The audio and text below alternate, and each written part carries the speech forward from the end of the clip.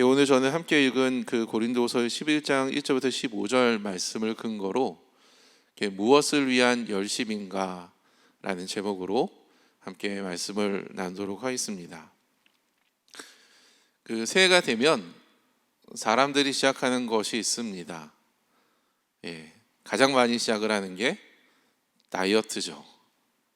그래서 어떤 분들은 돈을 좀 들여서 헬스장에 등록하기도 하고, 또 어떤 분들은 어디 정말로 약효가 뛰어나다는 그런 한약방에 가서 그 약을 조제하기도 합니다.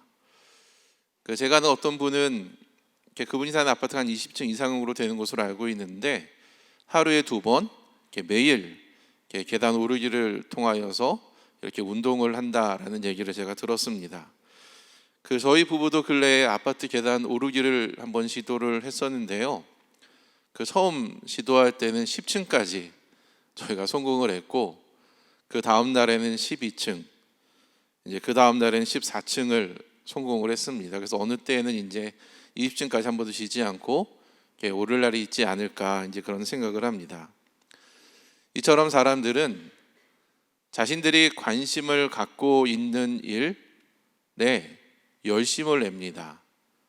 그래서 학생들이 만약에 공부에 관심이 있다면 학업 성적을 좀 더 높이고 자기가 원하는 그런 대학에 들어가기 위하여서 열심히 다해 공부를 할 것이고, 또 직장인들은 또 회사의 어떤 그 이익의 창출을 위하거나 또 자기가 더 높은 자리에 올라가도록 자기가 맡은 분야에서 최선을 다해서 일을 할 것입니다. 그리고 또 교사나 또는 목자는 자신이 맡은 부서나 또는 목장을 부흥시키려고 아마 여러분이 할 수 있는 최선의 노력을 다하지 않을까 생각을 합니다. 한 이쯤에서 진지하게 생각해 볼 것인데, 그것은 오늘 설교의 제목처럼 무엇을 위한 열심인가 라는 질문입니다. 분명히 우리는 어떤 목표를 세우고 성실한 사람이라면 그 일에 열심을 낼 텐데, 무엇을 위한 열심인가 라는 질문을 해볼 필요가 있을 것 같아요. 우리의 열심은 주님을 위한 열심입니까? 아니면 나 자신을 위한 열심입니까? 그것도 아니라면 그저 열심을 위한 열심은 아닌지 한번 생각해 봅시다. 오늘 본문에서 보여주는 바울의 모습을 통해 오늘 저는 이 질문에 대한 답을 함께 좀 살펴보기를 원합니다. 먼저 오늘 본문의 구조와 내용을 간단하게 살펴보면, 바울은 거짓 사도들과 대조되는 자신의 열심을 설명하며, 그러니까 바울의 열심과 거짓 사도들의 열심이 본문에는 드러나는데, 이러한 비교를 통하여서 바울은 거짓 사도들의 정체를 폭로하고 있습니다. 바울과 거짓 사도들이 각각 어떠한 일에 어떻게 열심을 냈는지 한번 살펴보기를 원합니다. 먼저 거짓 사도들은 자신의 목적을 이루기 위하여서 열심을 냈습니다. 우리 3절 말씀 우리 같이 한번 스크린 보시면서 읽겠습니다. 시작. 그러나 내가 두려워하는 것은 뱀이 그 간사한 꾀로 하와를 속인 것과 같이 여러분의 생각이 부패해서 여러분이 그리스도께 대한 진실함과 순결함을 저버리지 되지 않을까 하는 것입니다. 여러분, 사탄이 우리를 유혹하기 위하여서 얼마나 열심을 내는지 모릅니다. 그들도 전략이라는 것을 짜고 우리를 넘어뜨리기 위하여서, 우리를 미혹하기 위하여서 가장 좋은 타이밍을 찾습니다. 그리고 한 번만 우리를 미혹하는 것이 아니라 우리가 넘어질 때까지, 우리가 멸망할 때까지 끊임없이 시도를 하죠. 뱀이 아무런 계획 없이 즉흥적으로 하와에게 접근했다라고 오해해서는 안 됩니다. 뱀은 하와가 아담을 떠나서 혼자 있을 때까지 기다렸다가 그녀가 혼자 있을 때에 하나님의 말씀을 인용하되 그대로 인용하지 않고 그 말씀을 비틀고 왜곡해서 사용했고, 또한 그녀의 오감을 자극하여서 그녀 안에 감춰져 있는, 잠재되어 있는 탐심을 부추겼습니다. 뱀 뒤에 사탄이 있었던 것처럼 오늘 본문에 등장하는 거짓 사도들의 배후에도 이러한 사탄이 있습니다. 거짓 사도들을 통한 사탄의 목적은 우리의 생각이 부패해서 그리스도에 대한 진실함과 순결함을 저버리는 것입니다.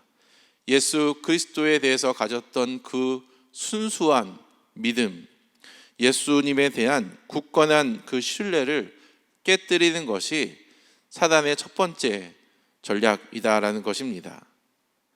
사람마다 약점이 있는데 사탄은 그 약점을 집중적으로 공격해서 우리가 가지고 있는 예수님에 대한 생각을 부패하게 만듭니다. 가령 예수님이 살아계시다 왜 나에게 이런 일이 일어나지? 예수님은 나에게 관심이 없나? 우리가 원래 가졌던 그 예수님의 생각이 오염되고 변질되어서 그 예수님에 대해서 잘못 생각하게 만든다라는 거예요. 만약 자녀가 여러분의 약점이라면 사탄은 자녀의 문제를 가지고 여러분에게 접근할 것이고, 만약에 재정이 여러분의 아킬레스건이라면 사탄은 그 약점을 가지고 여러분을 공략할 것입니다. 사탄의 궁극적인 목적은 그리스도에 대한 진실함과 순결함을 저버리는 것에 있습니다. 우리가 주님을 떠나서 방황하도록 만든다라는 거죠. 그 다음은 무엇일까요? 4절 말씀 우리 같이 한번 보도록 하겠습니다. 함께 읽겠습니다. 시작. 어떤 사람이 와서 우리가 전하지 않은 다른 예수를 전해도 여러분은 그러한 사람을 잘도 용납합니다. 여러분은 우리에게서 받지 아니한 다른 영을 잘도 받아들이고 우리에게서 받지 아니한 다른 복음을 잘도 받아들입니다. 거짓 사도들을 통한 사탄의 목적은 우리가 예수를 떠나 그 순수한 믿음에서 떠나 다른 예수, 다른 영, 다른 복음을 받아들이는 것에 있습니다. 고린도 교회 성도들이 다른 복음을 받아들였다는 것은 그들이 처음에 받았던 그 복음, 예수 십자가의 복음, 하나님의 은혜의 그 복음을 망각하고 다른 복음을 받아들였다라는 것입니다. 아마도 그것은 본문에 언급되어 있지는 않지만 율법이나 행위에 근거한 어떤 그러한 복음, 무엇을 해야 구원을 받고 무엇을 해야 상을 받는다라는 식의 그런 구원이거나 또는 거짓 사도들의 안위를 도모하는 거짓 가르침을 의미할 것입니다. 단적으로 이 영은 우리로 하여금 예수님에 대한 믿음에서 떠나게 하는 악한 영입니다. 거짓 사도들은 이러한 목적을 위해서 자신의 정체를 속이기까지 합니다. 13절부터 15절까지 말씀 우리 또 같이 한번 읽습니다. 시작. 이런 사람들은 거짓 사도요 속이는 일꾼들이요 그리스도의 사도로 자정하는 자들입니다. 그러나 놀랄 것은 없습니다. 사탄도 빛의 천사로 가정합니다. 그렇다면 사탄의 일꾼들이 의의 일꾼들로 가정한다고 해서 조금도 놀랄 것이 없습니다. 그들의 마지막은 그들이 행한 대로 될 것입니다.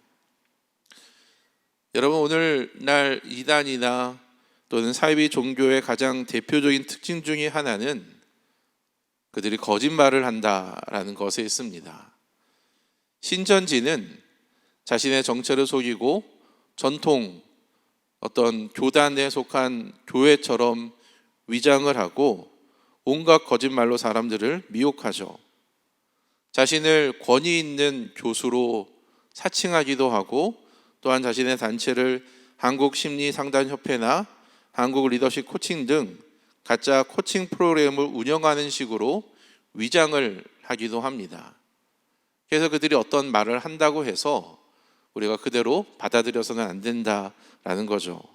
그런데 더 무서운 것은 우리를 그런 거짓말로 미혹하는 것뿐만이 아니라 그 일에 열심을 낸다라는 것입니다. 여러분, 3번역에 가보신 분들은 아시겠지만 거기에 가시면 전도하는 사람들을 우리가 많이 만나게 됩니다. 그런데 그 부분의 대부분은 여호와의 증인이나 신천지 또는 도를 아십니까? 라는 어떤 사이비 종교들이 대부분이죠. 이단들이 정통 기독교보다 더 열심을 내는 것은 참 부끄럽고 안타까운 일입니다. 이번에는 바울이 어떤 일에 열심을 냈는지를 한번 보겠습니다. 2절 말씀 같이 한번 읽습니다. 시작. 나는 하나님께서 보여주신 열렬한 관심으로 여러분을 두고 몹시 마음을 씁니다. 나는 여러분을 순결한 처녀로 그리스도께로 드리려고 여러분을 한 분 남편 되실 그리스도와 약혼시켰습니다. 다른 예수, 다른 영, 다른 복음을 받아들이고 용납하게 하는 것이 사탄의 목적이었다면, 거짓 사도들의 목적이었다면, 바울은 신부가 된 고린도 성도들이 신랑 되신 예수님과 친밀한 관계를 맺게 하는 것이 바울의 목적이었습니다. 여러분, 우리가 신앙생활을 하는데요, 우리의 열심은 사람들이 예수 십자가 복음, 은혜의 복음으로 말미암아 신랑 되신 그리스도를 만나고 그들이 그리스도와 친밀한 관계를 맺도록 돕는 일에 우리가 열심을 내야 될 줄 믿습니다. 우리끼리 친밀해지고 우리의 부서, 우리의 목장 식구들끼리 결속력이 강해지는 것이 아니라 사람들이 신랑 되신 그리스도를 바라볼 수 있도록 우리가 그 일에 우리의 열심을 내야 된다라는 것입니다. 바울은 이 일을 위해 자신이 어리석은 말을 하더라도 용납해 주기를 바란다라고 말을 했습니다. 그리고 바울은 고린도 교회 성도들이 아까 얘기했던 다른 예수, 다른 영, 다른 복음을 용납한 것에 대하여서 책망을 했습니다. 그냥 보고만 있는 것이 아니라 그렇게 해서는 안 된다라고 책망을 한 것이에요. 그 영희사모와 제가 군대에서 서로에게 관심을 가지고 교제할 때에 한 번은 다른 남자가 영희사모에게 관심을 이렇게 보인 적이 있었습니다. 그러자 그 사실을 한 장모님께서는 어떻게 그럴 수 있냐며 영희사모를 빗자루로 두들겨 팼다라는 얘기를 제가 들었습니다. 그러니까 영희사모가 저랑 교제하던 중에 다른 남자를 잠시라도 용납한 것에 대하여서 책망을 한 것이죠. 얼마나 지혜로운 장모님이십니까? 여러분, 혹시 누군가가 다른 예수, 다른 영, 다른 복음을 용납한다면 그냥 내버려 두는 것이 아니라 저희 장모님처럼 우리도 빗자루를 들어야 됩니다. 다른 가르침, 다른 예수, 다른 영이 교회 안에 침투하지 못하도록 우리가 책망을 해야 된다라는 것입니다. 그리고 바울은 예수의 복음을 전하기 위해 자신이 무보수로 페이를 받지 않고 봉사한 사실을 상기시켰습니다. 7절과 8절 말씀 우리 같이 한번 읽습니다. 시작. 나는 여러분을 높이기 위하여 나 자신을 낮추었고 또 하나님의 복음을 값없이 여러분에게 전하였습니다. 그렇게 한 것이 죄라도 된다는 말입니까? 나는 여러분을 섬기기 위하여 삭슨 다른 여러 교회에서 받았습니다. 그것은 다른 교회에서 빼앗아 낸 셈입니다. 바울은 고린도 교회 성도들에게 복음을 전하기 위하여서 그들에게 짐이 되지 않으려고 고린도 교회에서는 무보수로 일했으며 삭슨 다른 곳에서 받았다라고 이야기했습니다. 그렇다면 바울에게 고린도 교인들에게 보수를 받을 수 있는 권리, 그런 권한이 그에게 없었던 것일까요? 그렇지 않습니다. 모세의 율례에 따르면 곡식을 떠는 소의 입에 망을 씌우지 말라는 것을 명령함으로써 일꾼이 일한 대가를 받는 것이 당연하다라고 말을 하고 있고, 성전에서 일하는 자가 성전에서 나는 것을 먹는 것은 당연하다라고 했습니다. 또한 예수님도 복음을 전하는 자는 복음으로 말미암아 살리라라고 말씀했습니다. 그러나 바울은 고린도 지역 성도들에게 이 예수의 복음을 전하기 위하여서 자신이 마땅히 누려야 될, 받아도 될 그 권리를 포기하고 내려놨다라는 것입니다. 그런데 바울의 이러한 모습이 거짓 사도들의 공격의 빌미가 됐습니다. 그들은 바울이 고린도 교회에서 정당하게 지불하는 생계비를 받지 못하는 것을 꼬투리 삼아서, 봐라, 바울이 뭐가 문제가 있기 때문에 고린도 교회 성도들에게 무페이로 페이를 받지 못하는 것이 아니냐라고 공격을 한 것입니다. 그래서 바울은 자신의 사도권을 변호해야 됐고, 이러한 오해와 비난이 있었지만 그럼에도 불구하고 자신이 지금 하고 있는 것을 앞으로도 계속할 것이다 라고 다짐을 했습니다. 그리고 하나님이 모든 것을 선악간에 심판하신다라는 것을 선포하고 믿었습니다. 이것이 오늘 본문의 내용입니다. 저는 이러한 내용을 통해서 두 가지 교훈을 함께 좀 나누기 원합니다. 첫 번째는 우리는 자기 추구의 열심을 경계해야 된다라는 것입니다. 우리는 자기 추구의 열심을 경계해야 됩니다. 여러분, 무엇인가에 열심히 있는 사람을 한번 생각해 보십시오. 땀 흘리고 그 일에 최선을 다하는 사람들의 이미지를 한번 생각해 보세요. 우리는 어쩌면 흐뭇한 미소를 지으면서 그 자체를 굉장히 긍정적으로 생각할지도 모르겠습니다. 그러나 그 마음속에 잘못된 동기가 감추어 있다면 상황은 완전히 달라집니다. 예를 들어서 악하고 음란한 사람이 상대를 해하려는 목적을 가지고 열심을 낸다면 그 사람이 열심을 내면 열심을 낼수록 상대방은 더 큰 위험에 빠지게 될 것입니다. 이 원리는 개인뿐만이 아니라 국가적 공동체적으로도 동일하게 적용됩니다. 북한이 자국의 이익만을 생각해서 미사일 도발, 핵 도발을 감행한다면 그러한 열심이 가중될수록 한국을 비롯해서 주변 국가들이 큰 위험에 빠지게 된다라는 것이죠. 그러므로 여러분, 열심을 내는 것보다 무슨 동기로 열심을 내는가가 더 중요합니다. 열심을 내는 것은 좋지만 우리가 악한 동기가 아니라 선한 동기, 올바른 동기를 가지고 우리가 열심을 내야 된다라는 것입니다. 유기성 목사님은 자신이 목회를 하면서 늘 안타까운 것은 어느 교회든지 문제를 일으키는 사람들은 거의 예외 없이 열심히 있는 교인들이다라고 말을 했습니다. 이들은 대체로 10년 이상 교회를 섬긴 분들로 교회를 위하여서 자신의 시간과 물질과 재능을 바친 사람들이다라고 했습니다. 그런데 그들이 교회의 문제를 일으키는 사람들이다라는 거예요. 왜 열심히 있는 교인들이 시험을 일으킬까요? 그것은 예수님이 드러나야 되는데 그러한 열심으로 말미암아 자신이 드러나기 때문입니다. 자신의 자아, 자신의 선행, 자신의 의로움이 드러난다라는 거예요. 한 번은 선한 목자교회에서 여전도에서 문제가 생겼습니다. 시험의 발달은 주일 점심 식사 때문인데 어떤 분은 배추김치를 담아야 된다, 배추파가 있고 어떤 분은 깍두기를 담아야 된다라고 해서 이 배추파와 깍두기파가 충돌을 일으킨 겁니다. 서로 양보하지 않고 배추를 담아야 된다, 깍두기를 담아야 된다, 이 문제 때문에 여전도회가 싸웠다라는 거예요. 여러분, 이처럼 자신의 생각이 강하면 교회 안에서 이런 갈등이 생깁니다. 이것이 바로 자아가 일으키는 문제이기도 합니다. 그래서 열심히 없는 성도도 문제지만 더 심각한 것은 열심히 지나친 성도들입니다. 자신을 드러내지 않고 열심을 내면 감사할 텐데 이런 사람들의 특징은 자신들의 생각대로 움직이며 그 일에 열심을 낸다라는 거예요.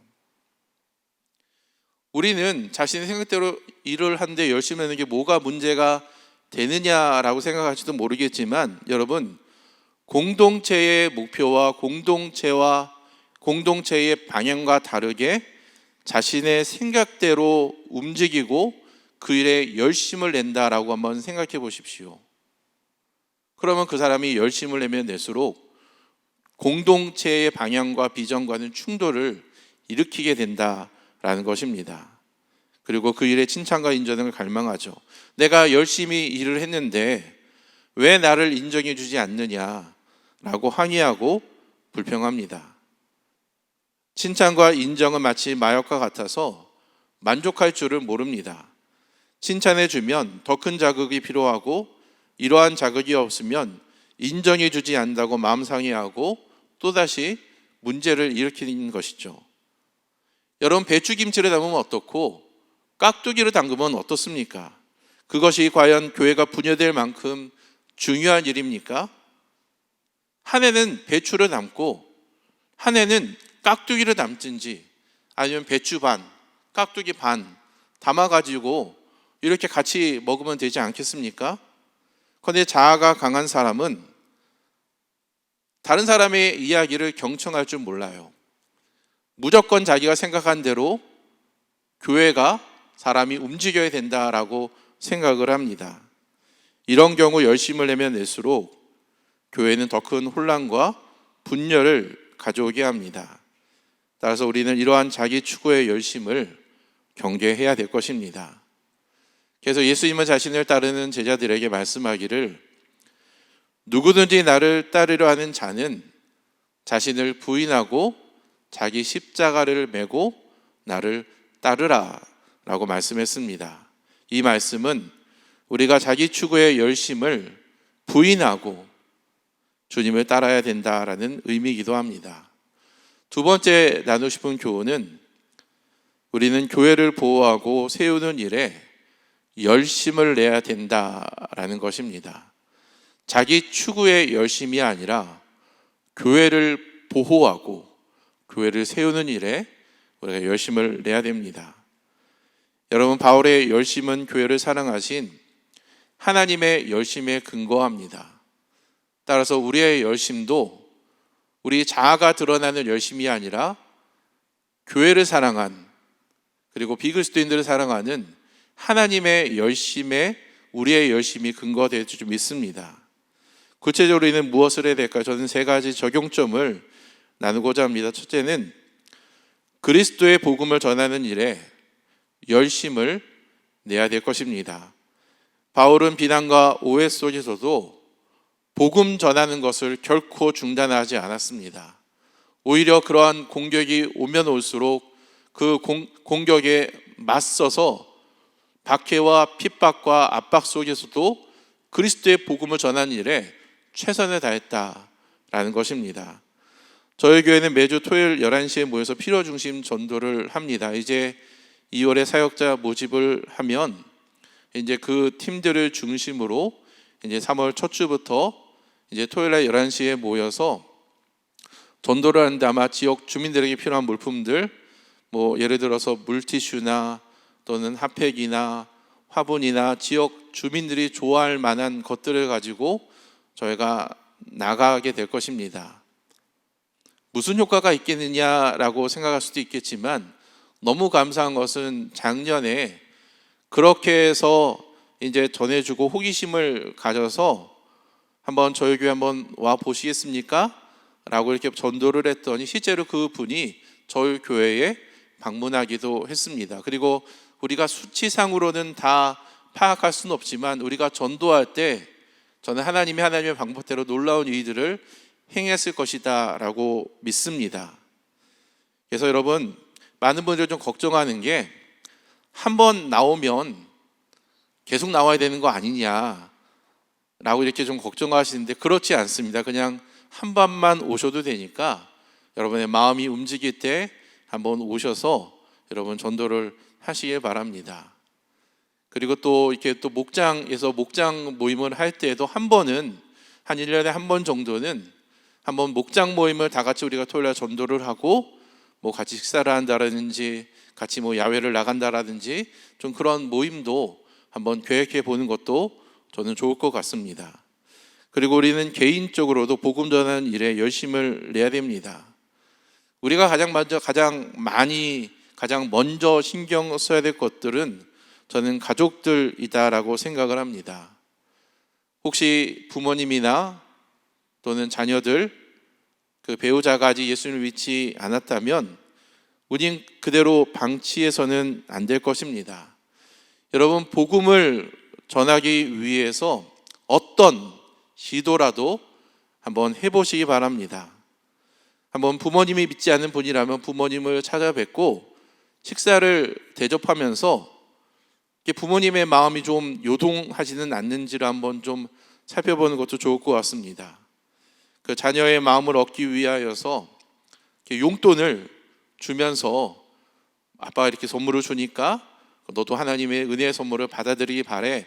이런 식으로도 저희가 접근할 수도 있고, 또 우리 좀 또 나이가 지긋한 우리 어르신들은 자녀들이 만약에 믿지 않는다면 내 평생의 소원은 너희들이 예수 믿는 것이다 이렇게 말을 하면서 그들의 감정에 호소하는 것도 저는 도움이 될 것이다 라고 생각을 합니다. 만약에 배우자가 믿지 않는 분이라면 집안 청소를 하고 설거지를 하고 음식을 정성스럽게 이렇게 만들면서 여러분 복음을 전한다면 혹시 또 누가 압니까? 또 그러한 섬김 때문에 또 배우자의 마음이 열릴 수도 저는 있을 것이다 라고 생각을 합니다. 그리고 성령이 인도하는 대로 여러분 순종하고 복음을 전하시기 바랍니다. 제가 이정근 지사님에게 참 도전을 받았던 것 중에 하나는 우리 부모님을 전도하기 위하여서 부모님이 계신 근처로 이사를 오고 또 부모님과 가장 가까운 그런 교회 중에 하나를 선택해서 오게 되었다라는 거예요. 부모님을 전도하기 위하여서, 부모님과 함께 교회를 예배하기 위하여서 이사까지도 고려했다라는 것입니다.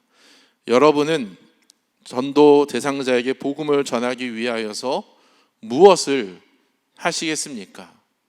그 일에 열심을 내기를 바랍니다. 그리고 둘째는 잘못된 가르침을 사전에 방지하고 잘못된 것이 있으면 책망할 수 있어야 됩니다. 우리가 잘못된 가르침에 우리가 책망하는 일에 열심을 내야 된다라는 거예요. 제가 신학교에서 공부할 때 함께 공부했던 우리 선배님 중에 오상권이라는 목사님이 계셨습니다. 그분의 특징은 복음의 열정이 정말로 대단해서 만나는 사람마다 이제 복음에 대해서 그렇게 강조를 했어요. 지금 이제 목포에서 사역을 하는데 여전히 복음을 전하면서도 목포 극동 방송과 연계해서 이단 대책 분과장으로 지금 근무하고 있고 지금은 한국 기독교 이단 상담소 협회를 만들어서 사람들이 신천지와 같은 이단에 빠지지 않도록 최선을 다하여서 홍보하고 잘못된 것을 책망하는 일에 지금 열심을 내고 있습니다. 그래서 제가 그분의 페이스북과 인스타그램을 보면 일주일에 적어도 3개 이상 그들과 관련된 각종 정보들, 우리가 어떻게 이단에 제쳐야 되는지 이런 정보들이 꾸준하게 올라오고 있습니다. 여러분, 우리도 언제 누가 이단에 노출될지 모릅니다. 한번 여러분의 자녀가 대학에 입학했는데 어떤 회사에 취직을 했는데 신천지나 JMS에 가입했다라고 상상해 보시기 바랍니다. 생각만 해도 끔찍하죠. 그래서 우리는 이단 세미나 등을 통하여서 잘못된 가르침은 사전에 방지하고 누군가가 좀 이런 사람들과 가깝게 지내는 것 같아, 누군가가 그 사람에게 이러한 접근으로 다가오는 것 같아라는 소식을 듣는다면 우리는 그 사람이 바른 길로 돌아올 수도 있도록 책망하고 그 사람을 올바른 길로 우리는 열심을 내야 된다라는 것입니다. 하나님이 보호해 주시겠지라고 막연하게 생각하는 것이 아니라 잘못된 가르침을 우리가 방지하고 책망하는 일에도 우리가 열심을 내야 된다라는 것입니다. 그리고 세 번째로 우리는 지금 하고 있는 것을 지속적으로 해야 됩니다. 바울은 여러 가지 핍박과 또 여러 가지 오해가 있었지만 자신이 지금 하는 일을 계속한다라고 하지 않았습니까? 저희도 그래야 된다라는 거예요. 지금 저희 교회는 2024년 사랑 믿는 교회를 섬길 사역자를 모집하고 있습니다.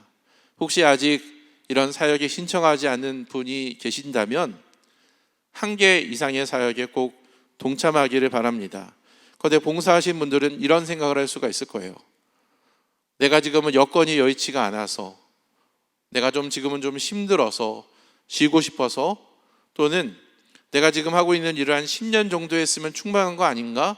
이동점은 됐지라고 생각할 수도 있을 것 같습니다.